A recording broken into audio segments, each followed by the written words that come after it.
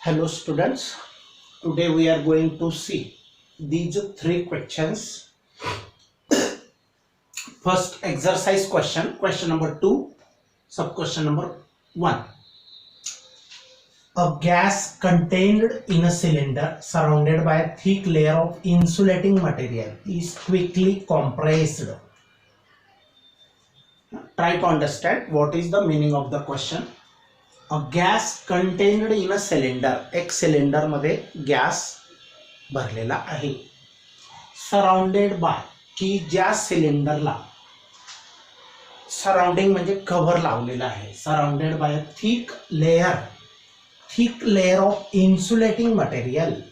Insulating means असं material की जे आतली हीट बाहेर जाऊ देणार नाही किंवा बाहेरची म्हणजे एन्व्हायरमेंटची हीट सिस्टमला भेटणार नाही. Means there is no exchange of heat takes place within the system. Means from system to surrounding or from surrounding to system. So it is a pure adiabatic. A gas contained in a cylinder surrounded by a thick layer of insulating material is quickly compressed. अशा गॅसला फटक्यात, quickly means फटक्यात, compress केला म्हणजे volume कमी केलं, दाबला, त्याला compress केलं. तर हे दोन क्वेश्चनचे आन्सर द्यायचे आहे. असं केलं, असा एक सिलेंडरमध्ये गॅस आहे आणि त्याला इन्सुलेटिंग कव्हर, एकदम थिक मजबूत कव्हर दिलेला आहे आणि त्या गॅसला आपण सडन क्विकली कॉम्प्रेस केला. तर ह्या दोन क्वेश्चनचा आन्सर काय असेल बघा.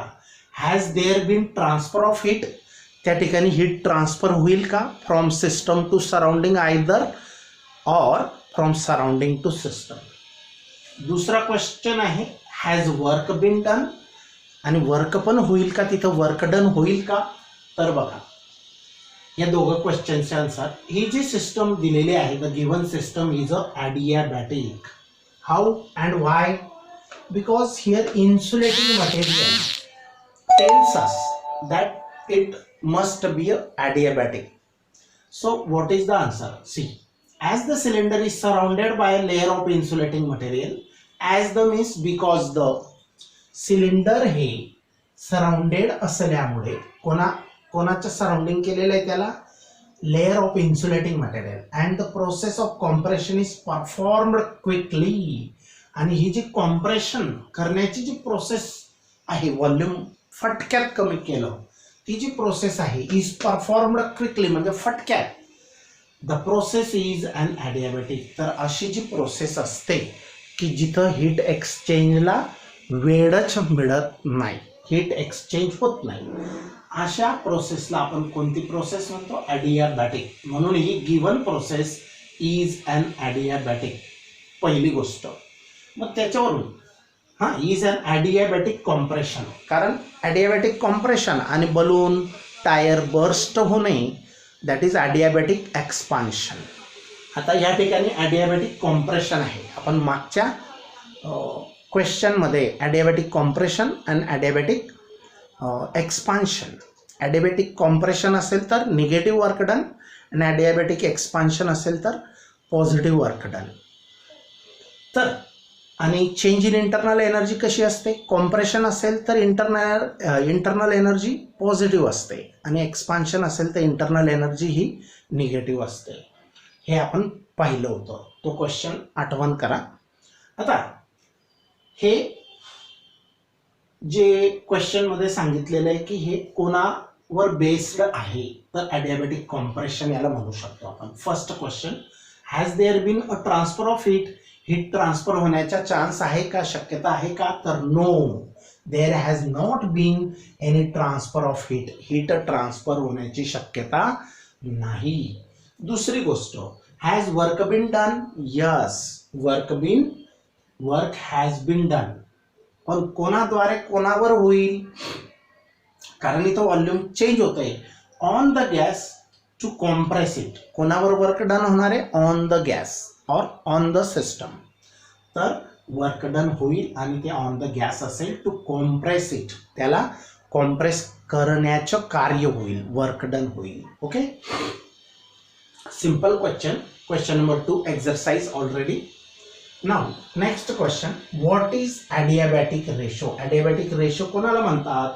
CP by CV is equal to gamma, याला ॲडियाबॅटिक रेशो म्हणतात. हां, बघू आपण definition. What is adiabatic ratio and what are its values for different gases. आता डिफरंट गॅसेस म्हणजे गॅसेसचे नावं नाही, मोनो ॲटॉमिक, डायॲटॉमिक, पॉलीॲटॉमिक गॅससाठी तो गॅमा हा रेशो किती असतो, त्याच्या व्हॅल्यूज काय असतात ते सांगा. समजले? 2 सब क्वेश्चन आहेत, इम्पॉर्टंट आहेत, दे मे बी आस्क्ड. आता what is adiabatic ratio? The ratio, कोणाचा रेशो? सीपीचा सीव्हीशी असणारा रेशो. तर बघा, the ratio of the specific heat, CP काय आहे? Specific heat at constant pressure to the CV काय आहे? Specific heat at constant volume. मग यांच्या रेशोला म्हणतो आपण ॲडियाबॅटिक रेशो. तर the ratio of the specific heat at constant pressure means CP to the म्हणजे upon specific heat at constant volume. Specific heat at constant volume, heat at इथे constant हा word दिलेला आहे, at constant volume is called as adiabatic ratio. याला adiabatic ratio म्हणतात. That is, याचाच अर्थ असा की gamma is equal to CP upon CV. This is the adiabatic ratio for moderate temperature. मध्यम तापमान जर असेल, ना जास्त कोल्ड असेल ना जास्त हॉट असेल, तर हां, for moderate temperature changes the values of gamma are. गॅमाच्या व्हॅल्यू काय असतात? तर मोनो ॲटॉमिक गॅससाठी गॅमा मोनो हा 5/3 असतो. डायॲटॉमिक गॅससाठी gamma di is equal to 7/5 असतो. आणि पॉलीॲटॉमिक गॅससाठी gamma poly is equal to 8/6 is equal to 4 म्हणजे याला शॉर्ट फॉर्म बनवलेला आहे 2 ने. 2 4 जा 8, 2 3 जा 6, 4/3. हे पण लिहिलं तरी चालेल, हे पण लिहिलं तरी चालेल. Okay, so very simple questions. हां, आता पुढचा टॉपिक आहे आणि तो IMP आहे फॉर 4 मार्क्स. Very important. हे पण इम्पॉर्टंट आहेत, पण याचे चान्सेस जास्त आहेत आणि याच्या फॉर्म्युला पण इम्पॉर्टंट आहे to solve the numerical problems. Okay, बघा आता हे डेरिव्हेशन थोडं लॉंग कट आहे, पण मोर दॅन 3 मार्क्सला म्हणजे 4 मार्क्सला ते येण्याची शक्यता आहे. बघा, डिराईव्ह अन एक्सप्रेशन म्हणजे फॉर्म्युला मिळवा फॉर वर्क डन साठीचा फॉर्म्युला मिळवा इन अन ॲडियाबॅटिक प्रोसेस. कोणत्या प्रोसेससाठी? ॲडियाबॅटिक. हे बघा, आपण आयसोथर्मल, आयसोबारिक, आयसोखोरिक, नंतर ही ॲडियाबॅटिक आणि शेवटची अजून सायक्लिक बाकी आहे, सायक्लिक प्रोसेस. तर या प्रत्येक प्रोसेसच्या वर्क डन आपण पाहत आहेत, फॉर्म्युले बघत आहेत. लक्षात ठेवा, व्हेरी इम्पॉर्टंट. प्रत्येकाचा फॉर्म्युला वेगवेगळा आहे, आयसोबारिक, आयसोखोरिक, आयसोथर्मल. तर आता ॲडियाबॅटिकसाठी बघा, ॲडियाबॅटिक प्रोसेस कोणाला म्हणतो आपण? A process during which there is no transfer of heat from the system to the surrounding or from the surrounding to the system is called as adiabatic process. ही तर definition माहिती आहे आपण, कारण adiabatic प्रोसेसच्या आपण शॉर्ट नोट पाहिलेली आहे. समजली मग डेफिनेशन? अशी प्रोसेस, ॲडियाबॅटिक प्रोसेस म्हणजे काय, कोणाला म्हणतो आपण? अशी प्रोसेस की ज्या प्रोसेसमध्ये सिस्टम टू सराउंडिंग हीट दिली जाणार नाही और सराउंडिंग टू सिस्टम हीट घेतली जाणार नाही, अशा प्रोसेसला म्हणतो आपण ॲडियाबॅटिक प्रोसेस. बघा definition, a process during which there is no transfer of heat from the system to the surrounding. म्हणजे सिस्टमकडून सराउंडिंगला, एन्व्हायरमेंटला हीट दिली जाणार नाही, ट्रान्सफर होणार नाही. आणि दुसरी गोष्ट अशी पण, और from the surrounding to the system, किंवा सराउंडिंगकडून सिस्टमला पण हीट मिळणार नाही, is called as adiabatic process. त्याला ॲडियाबॅटिक प्रोसेस असं म्हणतो. समजलं? आता हे इम्पॉर्टंट आहे बघा. It can be shown that, हे आपण शो करू शकतो की if an ideal gas is subjected to an adiabatic process, then जर समजा आयडियल गॅस आपण सिलेंडरमध्ये भरल्यानंतर त्याच्यावर आपण ॲडियाबॅटिक प्रोसेस केली तर देन काय होईल, PV raised to gamma is equal to constant is equal to C is that constant.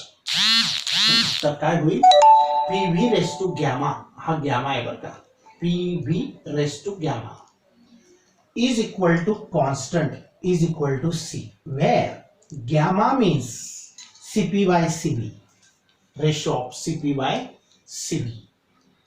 Gamma means adiabatic ratio. This gamma is called as adiabatic ratio.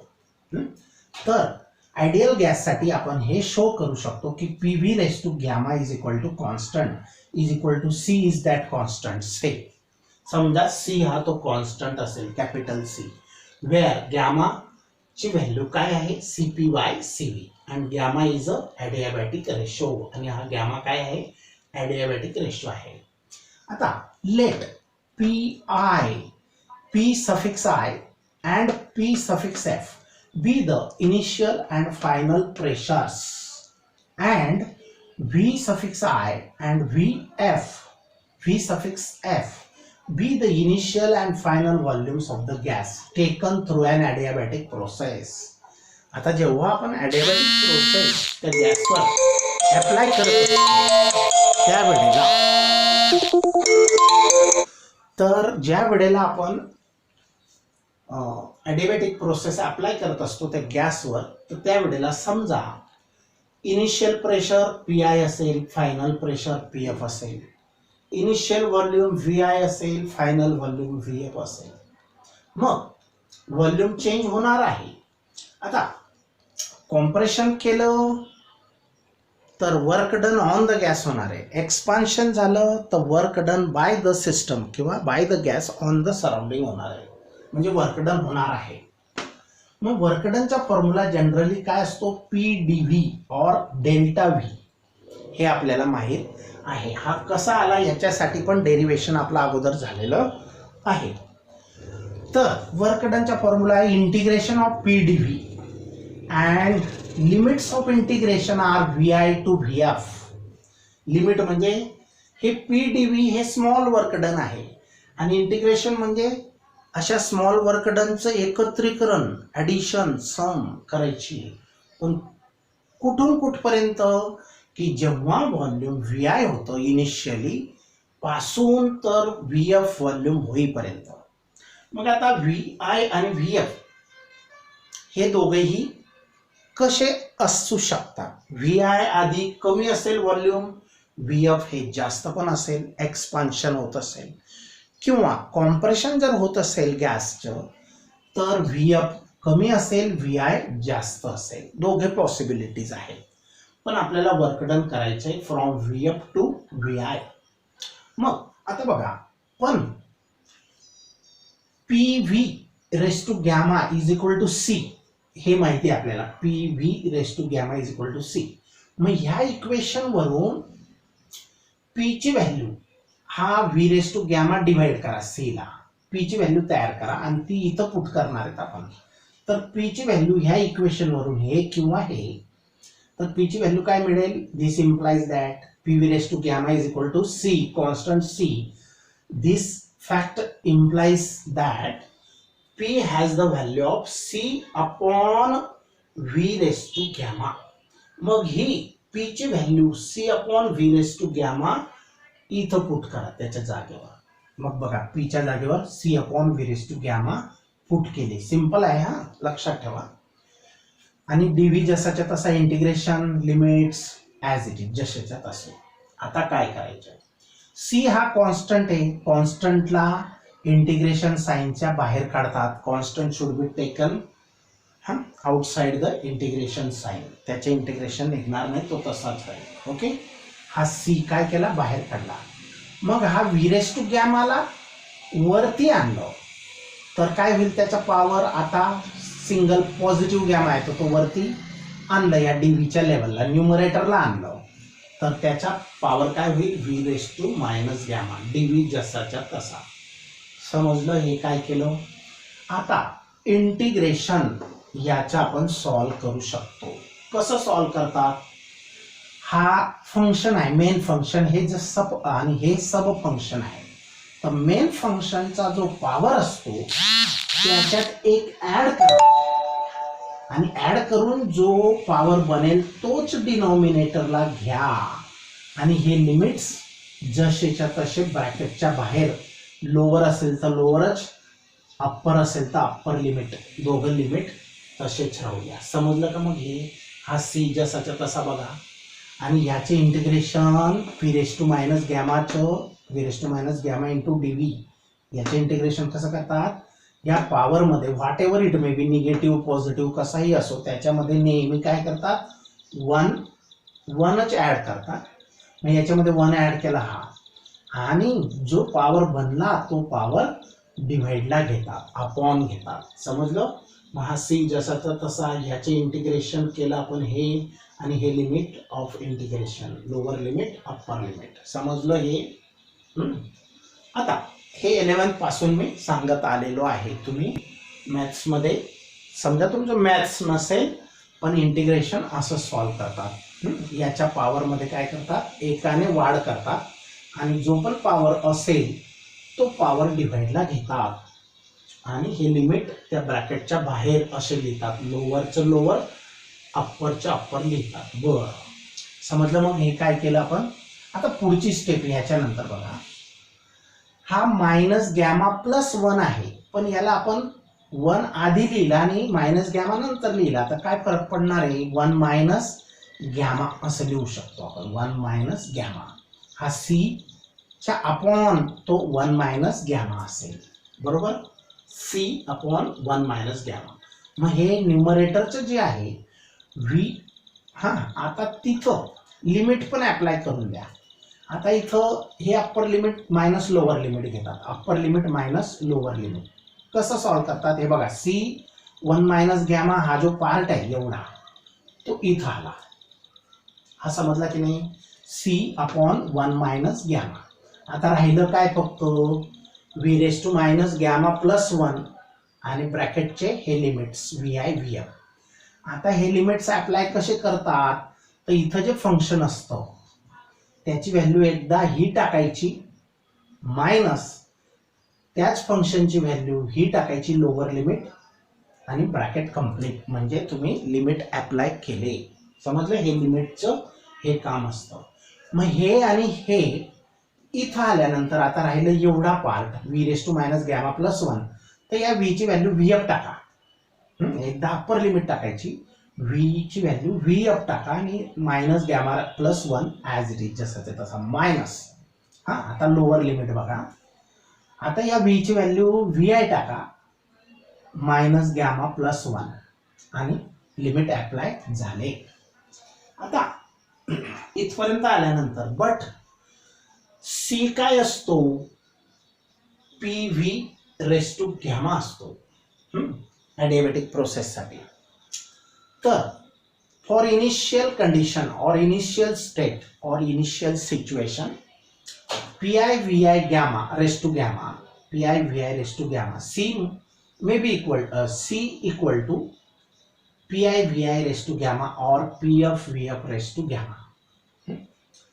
आता सी ची व्हॅल्यू ही किंवा ही असू शकते. Initial असेल तेव्हा ही घेतात, फायनल असेल तेव्हा ही घेतात. F F I means initial, F F means final.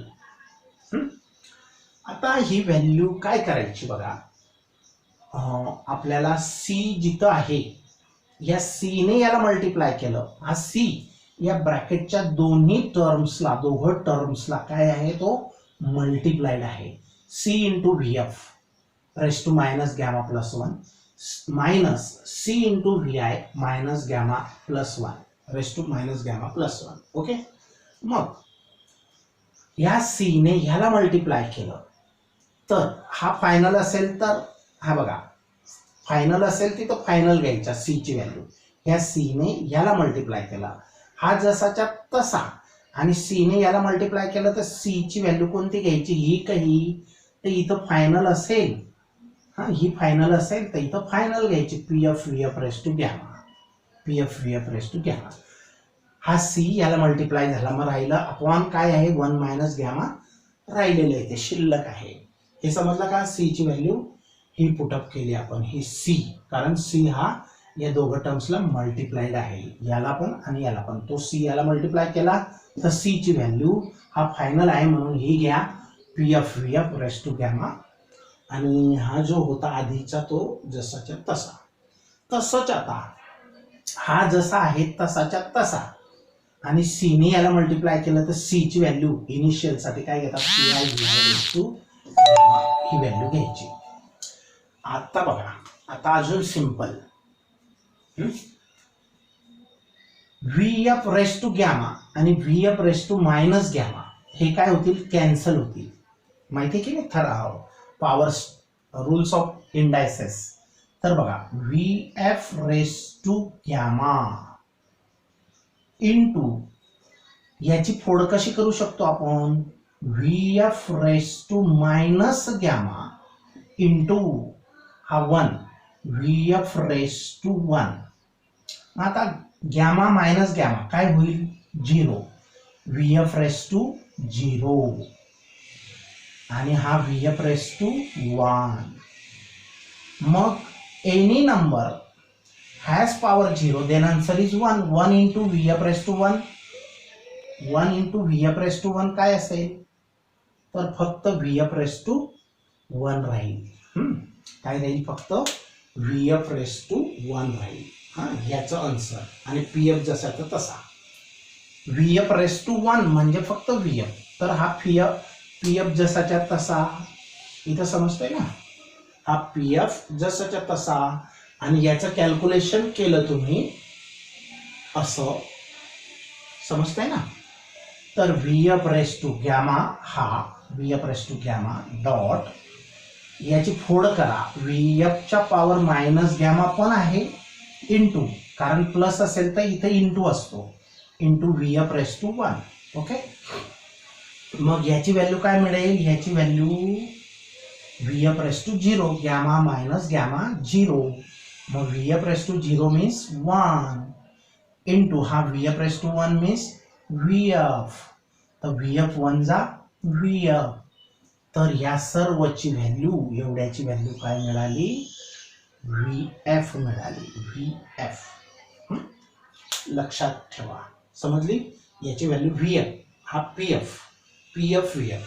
तसंच इथं पण पी आय व्ही आय असं शिल्लक राहील, असंच करावं लागेल. V I raise to gamma minus into V I raise to minus gamma cancel out होईल आणि V I raise to plus 1 शिल्लक राहील. प्लस 1 आपण घेत नाहीत, लिहित नाही. आता हा आहे पी एफ आणि याचा आन्सर आहे व्ही एफ. तसंच मायनस हा पी आय आणि याचा आन्सर असेल फक्त व्ही आय, याच्यासारखंच. आणि P F V F minus P I V I हा न्यूमरेटरला, आणि डिनॉमिनेटरला कोण आहे अजून, 1 मायनस गॅमा हा फॅक्टर आहे. मग आता हा फायनल मायनस इनिशियल आहे. आता याला जर इंटरचेंज केला आपण, गॅमा मायनस 1 जर केलं तर याला पण इंटरचेंज करू शकतो आपण. मॅथमॅटिक्स रूल, याला इंटरचेंज करायचं, गॅमा मायनस 1 म्हणजे हा मायनस आहे, याला मायनस साईनने मल्टिप्लाय केलं, वरती पण खाली पण काही फरक पडत नाही, म्हणून याला इंटरचेंज केलं, गॅमा मायनस 1 हा पण इंटरचेंज होईल, P I V I minus P F V F. मग हे वर्क डन असेल. जर हे हा फॉर्म्युला केव्हा यूज करायचा, P V initial final, P आणि व्ही दिलेले असतील, गॅमाची व्हॅल्यू दिलेली असेल तर वर्क डन काढण्यासाठी हा फॉर्म्युला यूज करायचा. हा किंवा हा दोघं सेमच आहेत. ओके, फक्त याला गॅमा मायनस 1 फॉर्ममध्ये लिहिलेलं आहे. आता अजून वर्क डनचा फॉर्म्युला समजलं की नाही, मग सिंपल आहे, हा डिफिकल्ट नाही. आता पुढची गोष्ट, नाव ह्या पी व्ही ची व्हॅल्यू आपण अजून बदलू शकतो. P V is equal to N R T. Ideal gas equation. हां, P V is equal to N R T आणि इनिशियल असेल तर ह्याला आय, याला आय, ह्याला पण आहे. नंतर P V is equal to N R T ideal gas equation. Final असेल तर एफ एफ लावा. आता या ठिकाणी कोणत्या क्वांटिटीज काय काय आहेत ते सांगायचं. व्हेअर आर काय आहे, हा R universal gas constant. N काय आहे, number of moles of gas.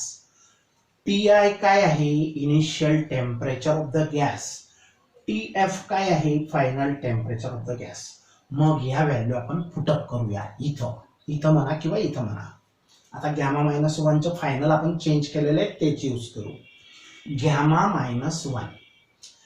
P I V आयची व्हॅल्यू काय टाकणार, एन आर टी आय ही टाकली, मायनस हा मायनस. पी एफ व्ही एफची व्हॅल्यू काय टाकणार, एन आर टी एफ ही. आणि डिनॉमिनेटर गॅमा मायनस वन जसाच्या तसा. समजलं. मग पी आय व्ही आय आणि पी एफ व्ही एफ या व्हॅल्यूज आपण पुटअप केल्या आणि टाकल्या. आता याच्यामधून कॉमन काय घेऊ शकतो, एन आर कॉमन. डिनॉमिनेटर तर ॲज इट इज राहील. मग ब्रॅकेटमध्ये काय राहील, T I minus T F. T I minus T F. अजून पुढची स्टेप या गॅमाची व्हॅल्यू आपण काय टाकू शकतो, सीपी अपॉन सीव्ही. तर बघा हे जसंच्या तसं, पण गॅमाची व्हॅल्यू सीपी अपॉन सीव्ही टाकू शकतो. मग ह्या सीव्हीने समजतंय ना, very simple, not difficult one. या सीव्हीने सीपी मायनस सीव्ही एक सीव्ही, याला सिंप्लिफाय करतोय आपण. सीपी मायनस सीव्ही वन जा सीव्ही अपॉन सीव्ही.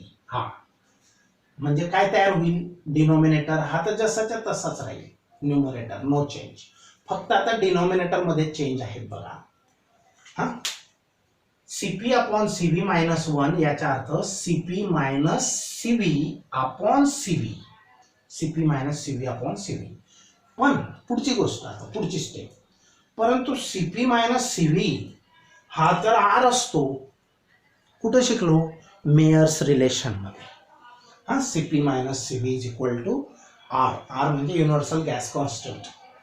मग या सीपी मायनस सीव्हीच्या बदल्यात काय टाकायचा, आर टाकायचा. हे न्यूमरेटर जसाच्या तसा आणि ह्याच्या बदल्यात आर टाकला आणि अपॉन सीव्ही जो होता तो काय केला, वरती पाठवला, म्हणजे तो मल्टिप्लाय होईल. मग या ठिकाणी काय, आता इथपर्यंत आलो, इथला आर गेट्स कॅन्सल्ड. मग शिल्लक काय राहिलं, हा सीव्ही फक्त इथं मल्टिप्लाय करा, मध्ये घ्या त्याला, एन सीव्ही आणि bracket T I minus T F. This is the formula for work done. समजलं. मग तर हा पण एक फॉर्म्युला आहे वर्क डन साठी. Okay, so here this expression finishes now. समजलं. इथं आर कॅन्सल होतो, हा सीव्हीला इथं टाकायचा, N CV into this bracket. This is the work done. Simple आहे. 1 2 टाइम्स अजून थोडंसं राईट डाऊन केलं तर फार डिफिकल्ट नाही. फुकटचे 4 मार्क 3 मार्क जे पण असतील ते मिळतील. Very simple. Okay, now will stop here.